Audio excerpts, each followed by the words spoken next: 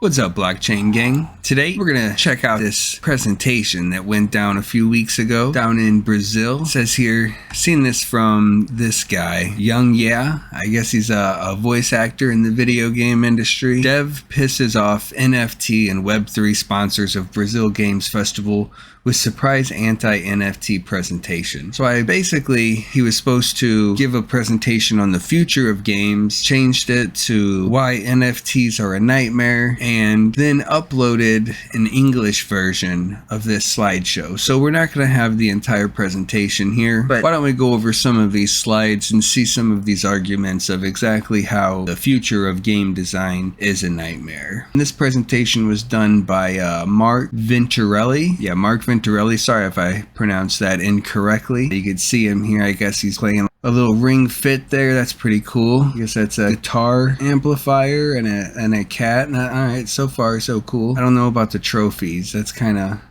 whack. Like, if you have trophies and you're an adult, it means you may have peaked in high school. Let's put those in storage like an adult. Founder of Critical Studio, designer of Chroma Squad at Behold Studios, founder of Rogue Snail. I have not heard of these games. Why don't we check out a little credibility? Chroma Squad. I think I heard Young covered this. I think this was like a Minecraft style Power Rangers or something. It's not really Minecraft, but pixelated. Okay. Tactical RPG. Okay, what's this other one? Rogue Snail.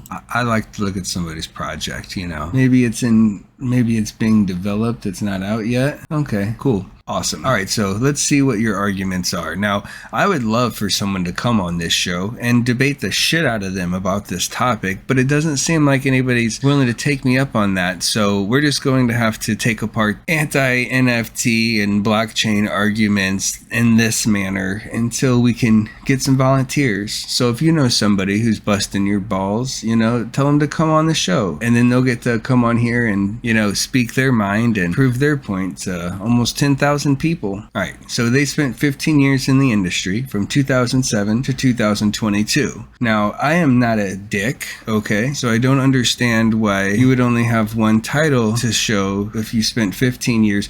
Was like 12 of this year spent in school? I mean, I could accept that, but I don't believe they have any game design doctorate programs. But were you playing video games for 15 years? Are you in high school? Is that why you have trophies in your picture? Maybe I'm a dick. I'm sorry if that's the case, but this doesn't add up. If you don't have anything in your portfolio but, oh, Rogue Snail isn't a game. I'm such an idiot. I guess that's a studio. Okay.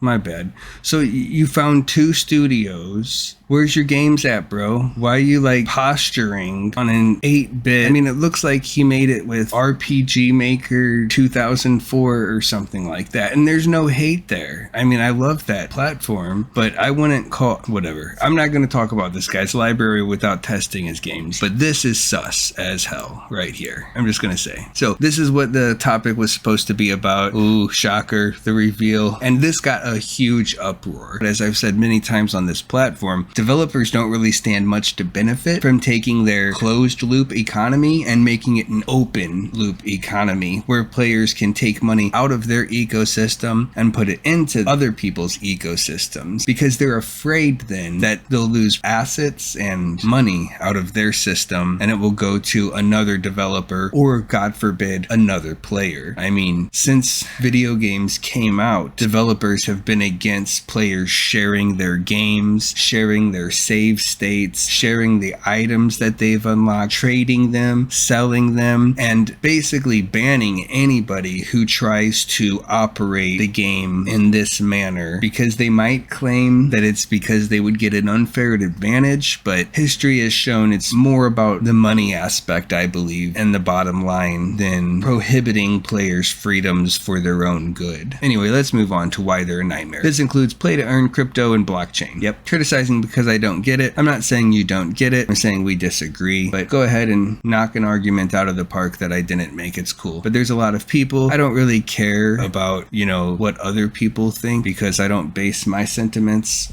and my rationale or logic on what other people think, and neither should you. So just because a lot of people are jumping off a cliff doesn't mean that it's a good idea. It's the fifth country. This is translated, keep in mind. So if any of this is grammar grammatically incorrect or the syntax is weird or I draw a misunderstanding from it, I do apologize. I think they're saying there's 57.8 million mask wearers. I don't know, people. I don't know what is the population of Brazil. That sounds about right. That sounds fucking low. What am I talking about? There's no way that there's that few people in Brazil. Okay, then what is 57? I don't understand. Maybe he spoke about it. Okay, I'm washed. Whoa, are you reusing assets, bro? Did I mess up the slide? Dude, such like a video game designer to keep reusing the same assets. It's not business model shift, technology innovation, new platform, new interface, culture, entertainment, economic activity. So it sounds like he's trying to say that they're trying to shift it away from culture and entertainment, economic activity.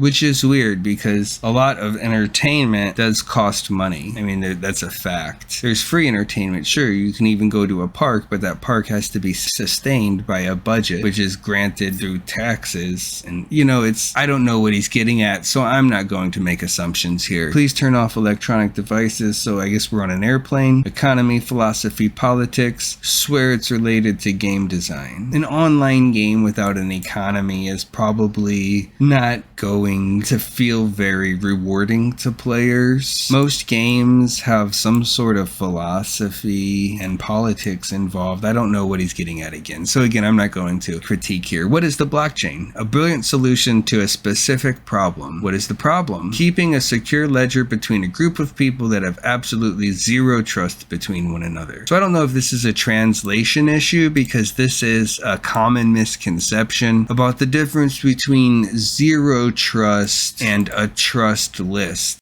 system without requiring any kind of central authority, no trust in laws and institutions. It's not that people don't trust the laws or believe in the institutions, it's that you don't require the trust of the other person to interact or conduct business or transactions with them. Normally, we wouldn't trust other people. We would trust Visa or PayPal or Zola to interact on our behalf as a middleman who would then take a cut of our transaction in order to do so. So it's still a trustless system, but I don't know what the problem is that he's stating here. The wrong problem. Trust index is a measure of development in any human group. More trust is more efficiency, less trust is more energy spent. Okay, but we can't force people to trust each other, so I don't know how you would enforce that. Okay, caveman cannot innovate, and we're going back to cavemen here. That's a way back. I hope he's not going to take us all the way through human evolution, but the caveman could not innovate and figure new stuff out about the world because he spent too much energy. Is that really why?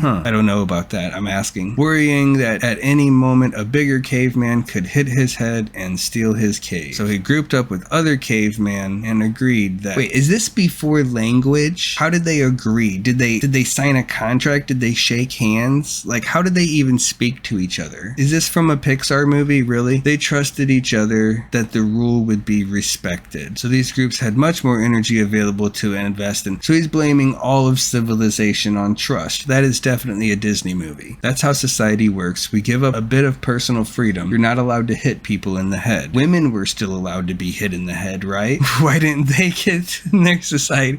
But we gain a lot more freedom in return because now we don't have to worry about other people hitting us in the head if we have a dick. Human groups that would organize in such a fashion were overall more successful, paving the way to increasingly sophisticated organizations. Okay, higher trust equals higher development. I'm sorry, but what country was this guy from again? Brazil. Okay, good. I just want to make sure that we play the correct national anthem when he wins the gold medal for these mental gymnastics. Developed countries measure higher trust. Less developed countries measure lower trust. That's just weird. Like, what's our trust at here? 40%? That's pretty low. And wait, China, there's a lot of trust? That's where the most trust is? China, there's a lot of trust? Okay. I didn't do the study. I didn't look at the data. I'll trust your data, sir. Whoa. Okay, I'm just gonna say you're right because I don't want to try to figure out what all these fucking shapes mean. Like, if you have 3 shapes on a graph, you're fucking doing it wrong, okay? Wow. Yeah. Okay, you win. Checkmate. Less trust equals more energy spent. If I live with someone I don't trust, if I work with the group I don't trust, if I live in a society without trust, who is just out there trusting motherfuckers though? You know, that's what I don't. Is that what it's like in Brazil, where like you just go out and you're just like, hey, watch my kid, some random dude, while you go in the bar and have a few shots, and you come out and everything's hunky-dory because everybody just trusts each other? Like, do y'all lock your doors? I don't know. Oh no, please don't compare us to a bank. Please. This is going to be a hard sell. Okay, so they're going on energy and they're selecting Bitcoin, which is not used for any play to earn game that I know of, but whatever. Okay, 87 million. Yep, that's a lot of power. Mining that Bitcoin, and the bank uses a lot less, huh? Cool. Blockchain spends a lot more energy. Yes, it does. So do video games. I mean, like, I spend way less electricity playing chess or poker or Pokemon or Yu-Gi-Oh! As the card games or a sport, you know, or riding my bike than I'm using playing video games. So maybe we should just do away with the energy dependency of video games. If that's the links we're going to go to save the planet. You first, though. But isn't it wrong? Blockchain is a tool for a world without trust, which we live in, but we want a world with trust, which is a pipe dream. How could we be so wrong? Oh shit, got a don't tread on me flat.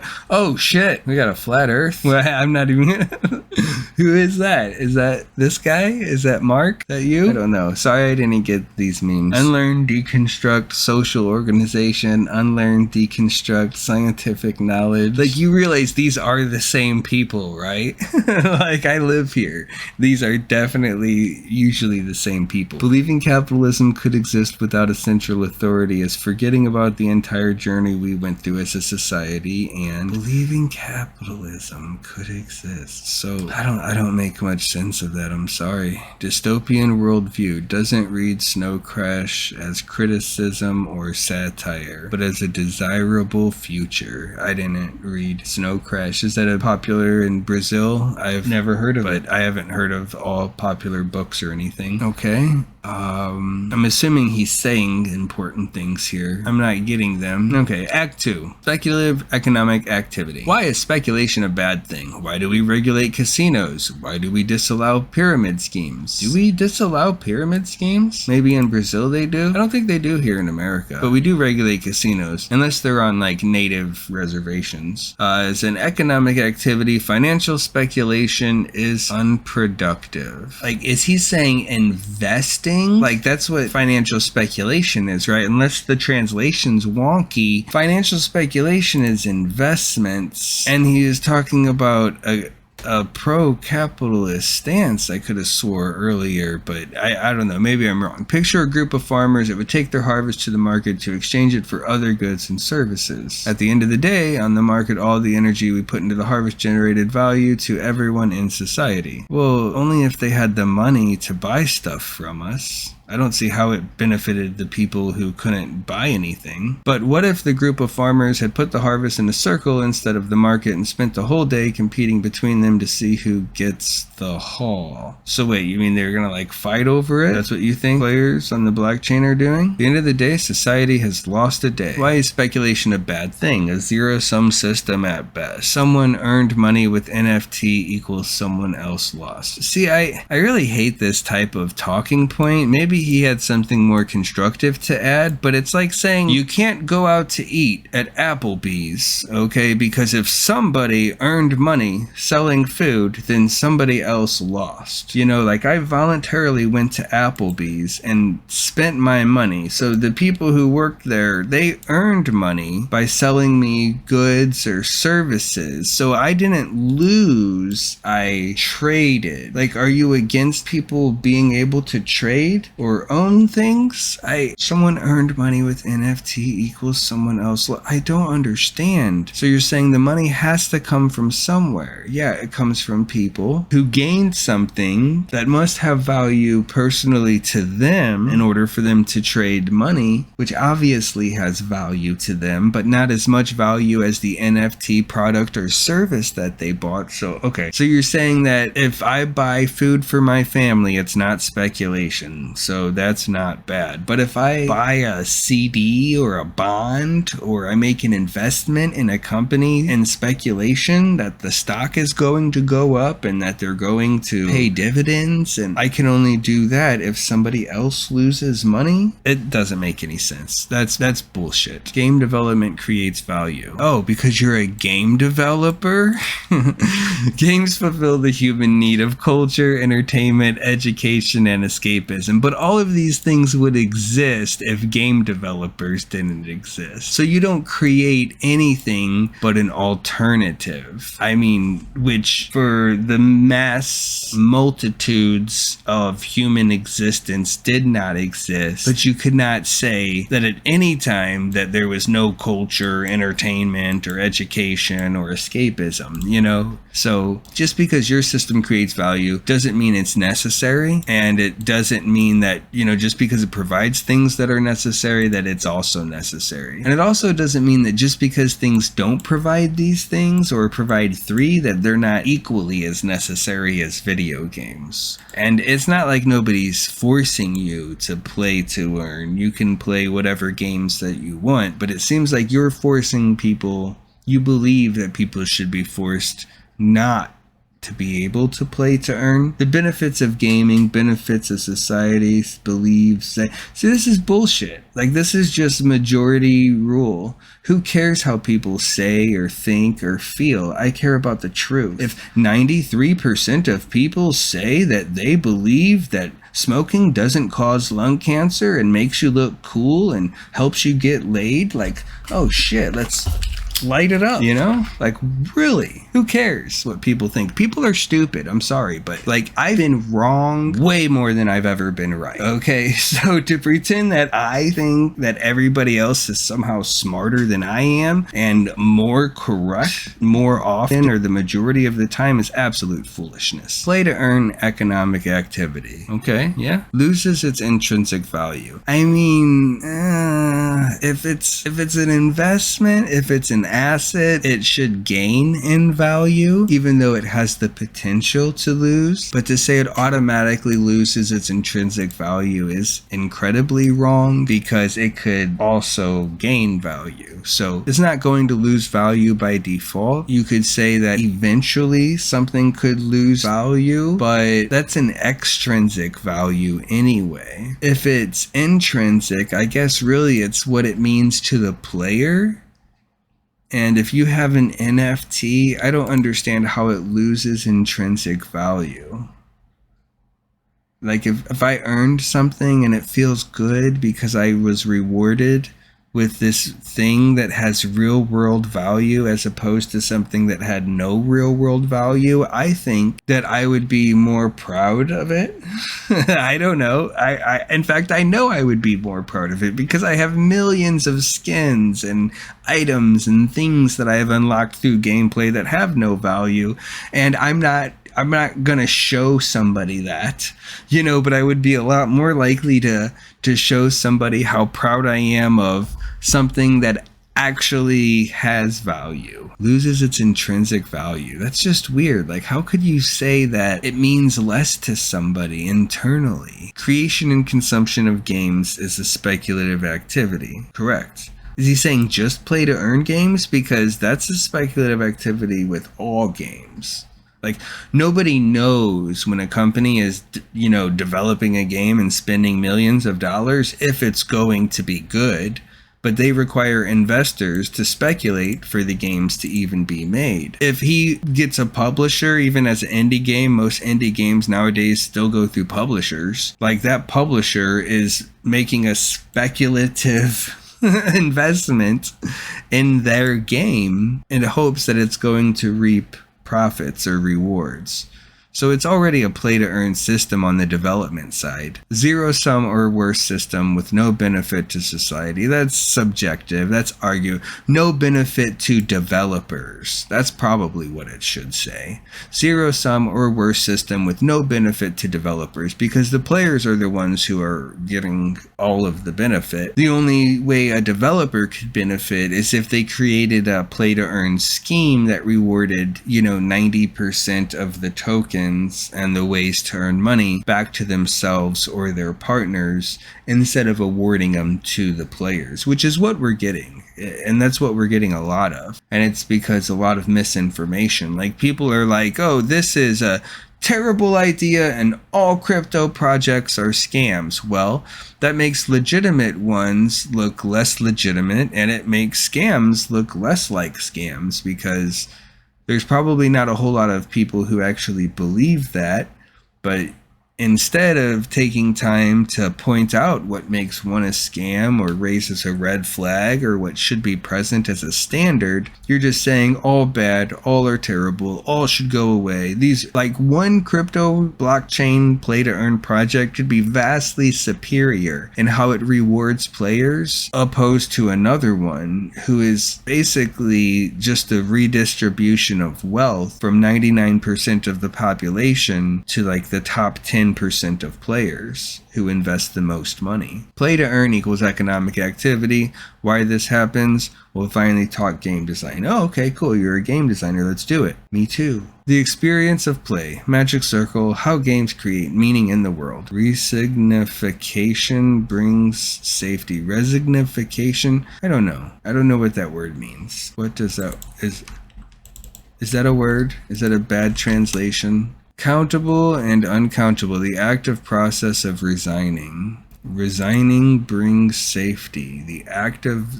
It doesn't make any sense. It's got to be a bad translation. Often protects from the real world. No, it doesn't. No, it doesn't. Like, you can escape from the real world, but the real world's still there, and it's still a definite, ever-present threat. Whether you're beating a video game or beating your meat, you know, you can do anything to escape. But whenever you come back, all your problems are still... Like, you can't be under attack from a threat of the real world and just start whacking off or playing your Game Boy, and they're gonna be like, I guess we gotta leave him alone now. He's taking a break. Artificial conflict, fantasy, lack of consequence, artificially, essential to the escapism and magic of games. Like, this is a lot of fluff talk. Somebody who read the back of a book on game design. I'm not saying that that's all he did. I'm just saying that, like, this is not anything that's of significant point to the conversation here. What about professional sports? Aren't they an economic activity? Yes. Sport has value to society. Not speculative. Really? There's no betting on sports? I thought people like to speculate on the outcome of sporting events, and that's the entire purpose of watching them. But whatever. Athletes in sports deliver value to audiences. Like, even if you're not betting, you're still hoping on one person will win over another. You're rooting. Entertainment, culture, storytelling. So blockchain, again, does not innovate. Only makes a worse version of this. Like, I agree that some blockchain versions could make a worse version of a game, especially if it's implemented poorly or it isn't secure from bots and hackers and exploiters who basically take away anything that's, you know, significant earning or rewarding to the players. But it definitely innovates, and it definitely can make a better version of sports. I mean, of esports, of video games. I mean, we've seen it with the shittiest video games are so popular because of the earning mechanic. And when you combine that with the popular video game, a video game that actually has intelligent design when it comes to, you know, security and bots and hacking, so they can't negatively affect the player economy, I think it's going to be a lot better. Nothing new but worse. In-game item trading, UGC item trading, that's user-generated content. Trade in entire playable experiences, trade in services, economy simulation, speculation. Is he saying these are bad things? He's saying we already have them. Yeah, because you have to break all of these games' terms of service and face a ban if you want to sell any of these things for real world currency. But they are closed world economies. I mean, I guess this is an open loop economy in Roblox, but you can't earn anything as players. You can only earn anything by being exploited as developers by a platform that takes over 80% of everything that you earn. So I mean, that's not a good system to look at. For example, kids could be developing games on the blockchain that would take, I don't know, 5% of everything the game earns. Trade-in services, yeah, this is basically like devs saying you can't make any money, but we can because you don't make actual money. It's just digital items that you could only get from grinding a lot of time in these games. You can't even really buy them from other players. In most cases, you can only trade. Illegal casino experience, dodge legislation, Diablo Immortal, yeah, right. Like, everybody understands, right? Like, you can do things on the blockchain that you can't do in any of these games, right? Like, it's not comparable, it's not similar, it's a shell of the same thing. Simply because if this was compatible with the blockchain, I could sell all my stuff in Diablo Immortal and then buy all kinds of stuff in CSGO, and then sell all of that stuff and buy a bunch of stuff in Roblox, and then sell a bunch of stuff in Roblox and take it to Team Fortress 2, and then sell all that stuff in Team Fortress 2 and take that money to Final Fantasy. You can't do that. You could only keep it in the economy, and this is why developers are so against the blockchain, because they're afraid that they can't keep players, and the only thing keeping players in their game is the sunk cost fallacy of how much time or money they've already invested in the game. And if they were able to rip that stuff out of the game, or at least the value of it, and take it with them to another game, they know people would stop playing their shitty games. And I say shitty in that they're stale, in that they're old, and that the developers stop trying to innovate and come up with good ways to enhance the player's experience, and they just started doing the same thing over and over again that proved to have at least some semblance of success in the past. That's the real issue. Everything play to earn can do has already existed for over a decade in other games, but more efficient, which is totally not true. MMO gold farmers, real money trading, or real world trading, real wealth trade, illegal, ban-worthy, it's cheating. According to whom? Like, it's only ban-worthy according to the developers, and this right here makes it legal with play to earn. Cheating destroys Magic Circle, artificially of conflict, hyperinflation. So you're saying that Venezuelans who paid their bills by playing RuneScape, and that's a bad thing? Humans can't log in. Yeah, I mean, humans can't log into a lot of games, and Lost Ark isn't even play to earn. What are you saying here, buddy? That because of the bots, people couldn't log in because they were gold farming? You understand that offering the blockchain kind of competes with these illicit gold farmers, right? Because instead of only being able to buy gold or items from the developers who create them with zero effort, with the push of a button, with zero limitations or scarcity, and often just come out with stronger things in the near future to invalidate those purchases, yeah, the only competition to them are these MMO gold farmers. So if you think they're charging too much and you still want to buy something, you have to face getting banned in order to buy something at a more appropriate cost, in your opinion. I'm not saying you should do that. I don't do that. But I'm just saying that at least if you have a blockchain where players can trade with each other without breaking the rules, then you're kind of putting these people on the back foot, and you're making it a lot harder. Like, they're going to have to make their prices much lower than the market prices for anyone to be able to risk getting banned or scammed from an illicit website. So yeah, there are gold farmers, but you're making them worse. RMT is official. Yep, floodgates are open. Woohoo. Well, the gates have already been open. Like, every game has bots, and you act like they're not selling gold. Whatever. Promise, play a fun game, monetize your progress at the end. Where's culture, entertainment, escapism value? It's in the value of playing the game, buddy, right? I don't know. Reality, destroyed by dedicated groups operating in scale with ever-shrinking margins. Okay, I mean, I've seen this happen in many games, whether they're play to earn or not. Sounds like they're conflating the problems with video game design and then blaming play to earn for those problems when they've existed for, since online gaming's inception. There's no play and earn, there's only earn. No rules, capitalism. Monopolies, like, who cares if there's rules if the rules are made by the capitalists? Like, like to favor the capitalist. Jesus Christ. Monetizing your progress becomes a fraction of a cent. So you're saying that earning a fraction of a cent is worse than earning no fractions of a cent. I don't know, I guess. In exchange, goodbye to power fantasy. Say hello to old friend oppression. Well, I've never been a friend of oppression. And I'm not even a big power fantasy person. You know what I mean? I just want to play video games because they present a challenge to me and kill my boredom, you know? But whatever, you know, get your power fantasy on. Power Rangers to the rescue.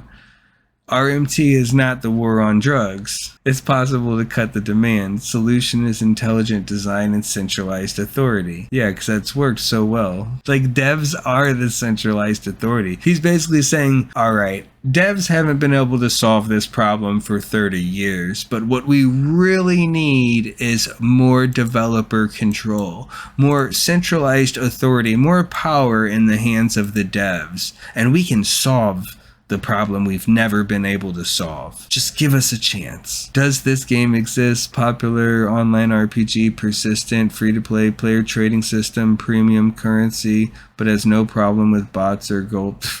Okay, I just did some checking. Sounds like there's no farmers. Maybe they're not gold farmers, but they're definitely some platinum farmers. I guess if you change the definition, though, like, technically this isn't gold farming. If they're just platinum farming. Okay, calm down, bro. You're full on mad. Because why? Like, this is not a good game to me. And I could make it a whole video on explaining why people don't like Warframe just based on the user reviews, but I'm not going to do that. It's not important enough to me to shit on. I just won't play it because I don't think it's that good of a game. I've played it for about 4 or 5 hours, and my son's played it for about 20 hours, but it doesn't really appeal to him either because the game loop isn't rewarding. Like, it's cool. It like ticks all the visual boxes and it makes you feel cool. And that gets really old really fast, despite a diverse amount of play styles. That's the quick version. Calm down, bro. You're full on mad. What about the metaverse? What if I can gain an item in one game and take it to another game? This is the enemy of, and it's not an item. It could be an item's value, but this is the enemy of shit developers everywhere, in my opinion. What if I can gain an item in one game? Again, mistake dystopia for utopia, literal tokenization of culture. Isn't that what money does? Like, isn't money just putting our time, our labor into tokens that are equal in value based upon a faith that we all hold of speculation? Necessary standardization is insanity. Okay, that's a stretch. End of magic circle. Every game shares same meaning, rules, behaviors. End of aesthetic. Every game is Fortnite. I mean, buddy, look, your woes here are with the video game industry as a whole. Okay, when somebody spends hundreds of millions of dollars in investing in a video game to be made, they have to make a game that appeals to everybody. Because if it doesn't appeal to everybody, it will not get nearly enough sales in order to reap the rewards of the investor's principles. So we have to add systems and make easy and forgiving games that tend to end up very similar and cookie cutter. But that's not the blockchain's fault. This is where your road is heading in your industry. The future of game design. Earning a lot of money is not the goal. It is the goal of developers, I'm pretty sure. Publishers, I know it's the goal of publishers. It's the goal of stock investors. Consequence of delivering a lot of value to a lot of people. Challenges do not ask for blockchain, mistrust, or speculation. The future of humanity. Trust, solution, sustainable human, infinitely scalable. I'm sure it's supposed to be scalable. Blockchain gaming is a threat to all of this. Like, I don't think you defined how it's a threat, and I don't think you've really, said how we're all just gonna sing Kumbaya in a circle and say thanks. Yeah, I totally disagree, like I knew I would. But at least I covered some of the points. If you would like to come on to the show to debate me on the metaverse, crypto, blockchain, play to earn games, I think it would make some great content. Let me know. That is all I have for you today. Don't forget to like and subscribe so we can do this again sometime. Hey kid, don't ever let them get inside your head. They'll tell you what to do in life instead of everything you know that you could get. Don't let them guide your life towards regret.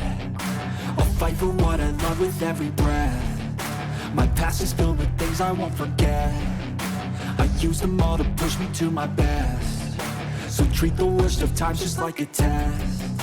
If only I could go back in time, I'd tell myself that everything will end up alright. Just push yourself, test yourself, figure out what you like, and find your limits, don't be rigid, always work towards a prime. Surround yourself with open minds, people can change your life. A few friends with intent can help you feel alive. Find a passion, take some action, and with a little time, just be patient, make a statement, try to enjoy your life. They'll try to kick you while you're down. They wanna rise up while you drown. They wanna fill your head with doubt. They're silently scared that you'll figure it out. I'll make it look like I'm losing, won't bother hiding my bruises. And when they finally think you're wounded, then it's your chance to be ruthless.